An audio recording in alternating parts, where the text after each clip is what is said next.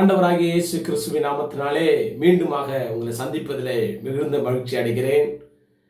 நாம் விட்ட தொடர்ச்சியிலிருந்து மறுபடியுமாக அந்த வார்த்தையை பார்க்கலாம். ஒரு விசை நாம் கண்களை மூடி அந்த வார்த்தைக்கு போகும் முன்பாக ஜெபிக்கலாம். நல்ல ஆண்டவரே, இந்த நல்ல வேலைக்கு நன்றி சொல்லுகிறோம். ஆண்டவரே, நேற்று மீண்டும் நாளை இன்று மாறாதவரே, உடைய கிருபை உடைய இரக்கம் எங்கள் ஒவ்வொருவரோடு இருப்பதாக.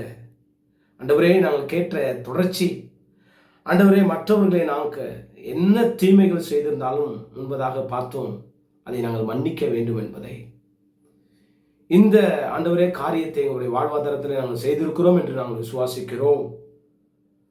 ஆண்டவரே, அடுத்த காரியத்தை நாங்கள் கற்றுக்கொள்ள ஆர்வம் உள்ளவர்களாய் தேவ ஆவியானவரை நடத்துங்க. இயேசுவின் நாமத்தில் நல்ல பிதாவே, ஆமென், ஆமென், ஆமென். கர்த்தர் உங்களை யாவரையும் ஆசீர்வதிப்பாராக. அதே பகுதியின் தொடர்ச்சியாக இரண்டாவது காரியம் நான் வேத வசனத்திலிருந்து வாசிக்கிறேன், கேளுங்கள். ஆதியாகமம் 41:51 வாசிக்கலாம். நான் வாசிக்கிறேன், என்னோடு சேர்ந்து வேதம் இருந்தால் திருப்பிக் கொள்ளுங்கள். யோசேப்பு ஏன் வருத்தம் யாவையும் என் தகப்பனுடைய குடும்பம் அனைத்தையும் நான் மறக்கும்படி தேவன் மன்னித்தார் என்று சொல்லி மூத்தவனுக்கு மனாசே என்று பெயரிட்டார். இந்த காரியத்திலிருந்து நாம் தெரிந்து கொள்ள வேண்டிய விஷயம், கர்த்தருடைய பிள்ளைகளாகிய பின்பு வந்த பாடுகள் கஷ்டங்களை நீங்கள் நானும் மறக்க வேண்டும். என்ன உபத்திரவங்கள் வந்தாலும், என்ன பாடுகள் வந்தாலும், என்ன கஷ்டங்கள் வந்தாலும் அந்த கஷ்டங்களை நாம் மறக்க நம் வாழ்விலே தெரிந்து கொள்ள வேண்டும். யோசேப்புக்கு தன் சகோதரர்களால் வந்த போராட்டம், கஷ்டங்கள் அதிகம், நிந்தனைகள் அதிகம். நம்மளால் மறக்க முடியாதுதான், நம்மளால் மன்னிக்க முடியாதுதான். ஆனால் இயேசு அதுதான் சொல்லுகிறார், மன்னிக்கணும், மறக்கணும், அதை விடணும் அப்படின்னு சொல்றார். யோசேப்பால் அதை கொஞ்சம் கூட சகிக்க முடியாது. சொந்த சகோதரரை விற்கிறாங்க, வேற யாரும் கிடையாதுங்க, வேற யாரும் கிடையாது. தன்னுடைய அண்ணன்மார் அவர்களை விற்கிறார்கள். வெற்று கொஞ்ச நஞ்சம் பாடுகள் அல்ல. அந்த நாட்டுக்கு போன பொழுது சிறையில் அநேக வேதனைகள், வேலைகள், கஷ்டங்கள், ஒட்டுக்கங்கள். அந்த ஒட்டுக்கங்கள் மத்தியிலும் கஷ்டங்கள் மத்தியிலும் ஆண்டவரை ஆராதிக்கிறதை விடவில்லை. இயேசுவை பின்பற்றுவதிலே, ஜெபிப்பதிலே, தேவனோடு இன்னும் அதிகமாய் நெருங்கி உறவாடுவதை ஒருபொழுதும் யோசிப்பு விடவில்லை. ஆண்டவர் பார்த்து கொண்டே இருந்தார், ஆண்டவர் கண் நோக்கி கொண்டே இருந்தார். எவ்வளோ கஷ்டங்கள் வந்தாலும் பரவாயில்லை, நான் இயேசுவை தேடுவேன் என்று சொன்ன பொழுது இயேசு அவனை உயர்த்தினார்.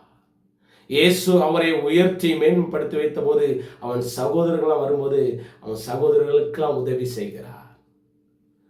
இதை பார்த்து கொண்டிருக்கிற உங்களை பார்த்து நான் சொல்லுகிறேன், நீங்கள் நானும் இப்ப இருக்கிற கஷ்டங்களை பார்த்து சோர்ந்து போய்விடக்கூடாது. இப்ப இருக்கிற உபத்திரவங்களை கண்டு சோர்ந்து போய்விடக்கூடாது. இயேசு நம்மளை நடத்துகிற பாதை சரியான பாதை தான். எந்த உபத்திரவங்கள் வந்தாலும், எந்த போராட்டங்கள் வந்தாலும் நான் அப்படியே கடந்து செல்வேன். என்னை பலப்படுத்துகிற கிறிஸ்து எனக்குள்ளே இருக்கிறார் என்று உங்களுக்கு நன்றாய் அறிய வேண்டும். அன்பான பிள்ளைகளே, யோசேப்போட வாழ்க்கையில் அப்படிதான். எல்லாரும் ஒதுக்கினார்கள், ஆனால் மறுபடியும் யோசேப்பிடத்தில் வந்தார்கள். உங்கள் தலையை உயர்த்த மறுபடியும் கர்த்தர் உங்களை யாரெல்லாம் பகைத்தார்களோ, யாரெல்லாம் வேண்டாம் என்று தள்ளினார்களோ உங்களிடத்தில் திரும்பி வர செய்வார். நீங்கள் அவர்களை மன்னிக்க வேண்டும். நீங்கள் அவர்கள் செய்த தீமைகளை, கஷ்டங்களை மன்னித்து அவர்களுக்கு உதவி செய்ய வேண்டும். அப்படி செய்தால் கர்த்தர் உங்களை ஆசீர்வதிப்பாராக. நாம் கண்களை மூடி ஜெபிக்கலாமா? கண்களை மூடி ஒரு விசை, ஆண்டவரே, தேவ பிள்ளையான போது எனக்கு வந்த கஷ்டங்களை, என்னுடைய குடும்பங்களை எனக்கு விரோதமாய் செய்திருந்தால் நான் அதை மன்னிக்க வேண்டும் ஆண்டவரே என்று உங்கள் இருதயத்தில் கேட்கலாமா? எல்லாரும் கண்களை மூடி கேட்கலாம்.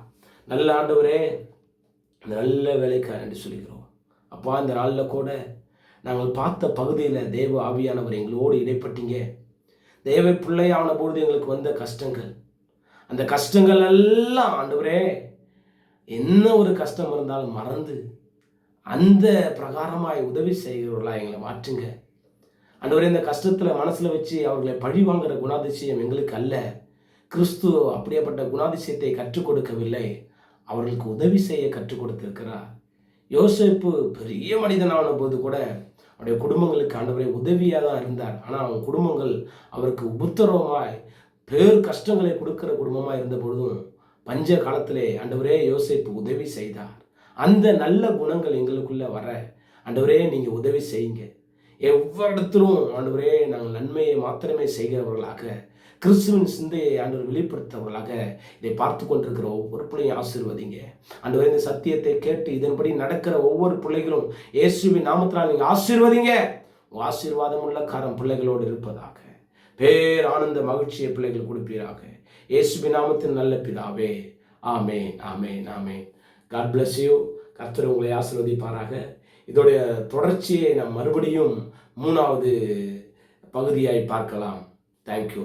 ஆமென்.